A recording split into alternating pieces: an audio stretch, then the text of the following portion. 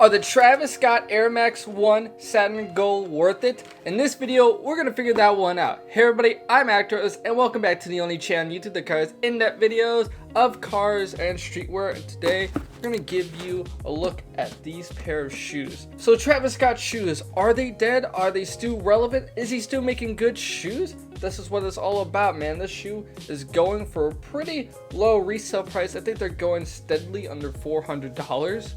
Which is absurd for a Travis Scott sneaker. So let's figure out whether they're even worth that price. So before we unbox these bad boys, be sure to like and share for that YouTube algorithm, as well as subscribe. Any support would just be awesome.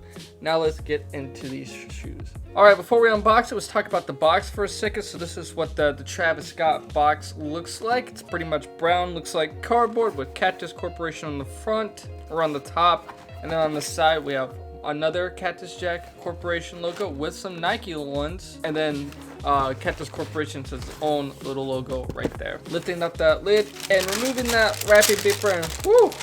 My first impressions of this shoe is a shoe being this yellow. It honestly doesn't shout as much as I thought it would at you. It's not like the Jordan 4 Lightnings where it screams as yellow. This one is like, yeah, you know, I'm kind of yellow. Alrighty, so here's a closer look at the Travis Scott Air Max 1. Some background information. These shoes released last May of 2022. May 27th to be exact, with the retail price of $150. Since then, obviously, it's sold out, and resale prices are going just about $300. Obviously, this is another iconic collaboration between Nike and Travis Scott, and the theme of this one is to kind of look like the hiking shoe style with those vintage colors as well. You know, we kind of had something like that with the Union 4s, the last one that released. They were trying to give us those hiking style and colors. So that's definitely a trend that, you know, these companies keep trying to push, but always seems to kind of flop in a way, as those themed shoes don't do well as other themed shoes. But anyhow, let's get into the styling of the shoe, starting with the sole. So the outsole of this shoe is all kind of like this muddy gray. Simple Air Max outsole right here, but some key differences is in the middle right here, instead of like a Nike logo or something like that, we have Cactus Corporation. Pretty nice. I really like that detail. Other than that though, it's all pretty much the same, you know, kind of like these separated bricks right here with the regular traction pattern on the back. Slipping up to the midsole, now we have this really nice two-tone yellow going on here. Pattern's not really changed on this midsole. It's just a regular classic lines you normally would see from an Air Max, but there's two-toned yellows, one significantly brighter than the other. They kind of give off this shoe a little bit of a flare. And of course, we have that iconic Nike Air Max bubble right there, but this one is not really exposed. It's kind of cloudy. Interesting chase choice done there, but now time to move on to the uppers of the shoe. Now this is why we are all here. Once again, you can see the multiple kinds of tones of yellow on this shoe. For instance, the swoosh logo is done in satin gold and styled and kind of like these rubber loops. And of course, on the outer layer of the swoosh logo, it is reversed to kind of give up that Cactus Jack signature. Brings in the hype from the normal Nike shoes to the Travis Scott ones. Every time someone sees that reverse swoosh logo, they just know you're rocking a pair of Travis Scotts. Another thing you'll notice from this shoe is broken up into pretty much two sections: an inner mesh layer and an outer Durbuck layer. The Durbuck layer is on things like the middle panel, the whole mud guard, and the upper where the lace eyes should be. The Durbuck and mesh on this shoe is pretty nice quality standard. I mean, the mesh feels really nice and the Durbuck feels really soft. So the quality of this shoe is kind of no slouch. And another thing I noticed from the shoe is not really symmetrical. You know, the outer panels are different from the inner panels. For instance, on the outer panels, we see more mesh than the inner panels. We see more mesh in the center of the shoe for the toe box, and it kind of ends off there because on the tongue of the shoe, it is done in Durbuck, and as you can see, it's styled in like these rope laces, similar to what you see on hiker boots. The laces feature two-tone colors, both being a faded green and a faded pink.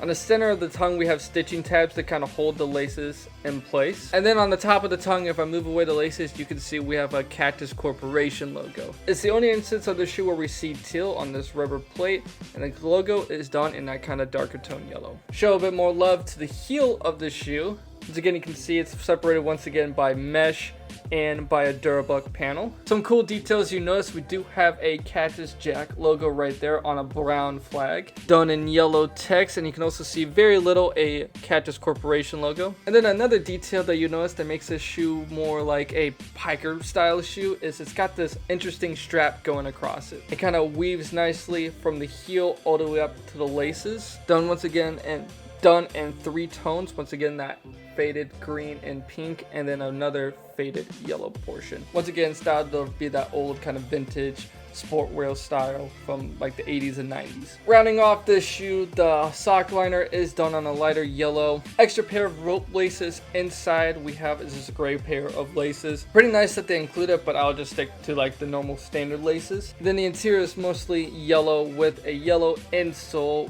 with a, I think that's black Nike Air logo. I think that's the only Nike Air logo that we actually see on this shoe. Now, how would I style this shoe? Now, that's a pretty interesting one. Well, because one, it's yellow, and yellow you can't really wear with much, but it's like a faded yellow, so kind of almost neutral. But also, the styling of the shoe is kind of out there. You know, it's not exactly an Air Max 1. It's like a hiker style Air Max. So, not your typical everyday shoe, but if I do this, I think I would go pretty casual and only wear this maybe the spring and summertime. This would be very hard to pull off in the fall winter season, but yeah, you know, just normal, probably long socks, you know, try to match like the hiker vibe, you know. Maybe go with some cargo shorts or hiker jackets and stuff. Try to mix in some more teal in there if you can. But yeah, super difficult, man. But I think that's how I would style it, is kind of go along with that theme, that vintage like 80s and 90s style. I don't know, let me in the comments down below how you would style this shoe. But if I had to give a score between 1 and 10